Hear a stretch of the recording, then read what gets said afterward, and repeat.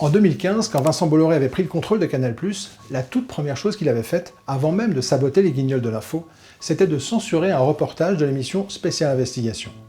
Il révélait que dans une filiale du Crédit Mutuel, banque présidée par son ami Michel Lucas, on acceptait illégalement des valises de cash et on encourageait les riches clients à planquer leur argent en Suisse pour payer moins d'impôts.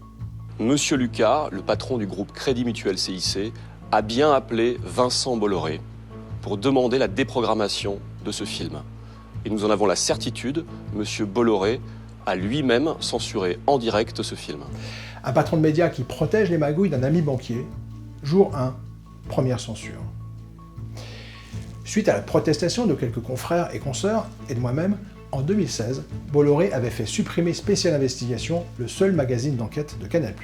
Quand Spécial Investigation a disparu, on a quand même senti qu'un arrêt de mort avait été signé sur l'investigation en France et que ça commençait avec Bolloré chez Canal, quoi. En enquêtant entre 2016 et 2020, depuis mon placard de la chaîne cryptée, j'avais découvert qu'en coulisses, ça faisait une vingtaine d'années que Bolloré s'acharnait contre tout ce qui ressemble à de l'investigation télévisée. À chaque fois qu'une émission l'a accroché, comme par exemple Pièce à conviction de France 3 en 2000, mais aussi en 2009, ou Complément d'enquête de France 2 en 2016, il a riposté violemment. Procès, procédure Bayon, poursuite à 50 millions d'euros contre France Télé, toutes ces procédures, il les a perdues. Il a même été condamné pour procédure abusive, et en décembre prochain, il sera jugé au tribunal correctionnel de Paris pour corruption d'agents publics étrangers en Afrique. Voilà l'homme qui voudrait décider aujourd'hui de ce que les citoyens auraient le droit de voir à la télé. Cette enquête qu'on vous propose, Vincent Bolloré a tenté de m'interdire de la mener à bien. Cette technique m'empêchait de quitter Canal sans que je consente à signer d'inacceptables clauses de silence pour que je raconte jamais ce que j'avais vu au cœur de la chaîne.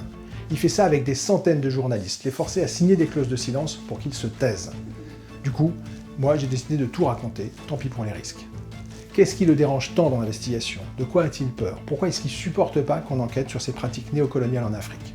Ce film va s'efforcer de répondre à ces questions. Ne laissez pas Vincent Bolloré étouffer les voix qui se lèvent pour questionner sa toute-puissance.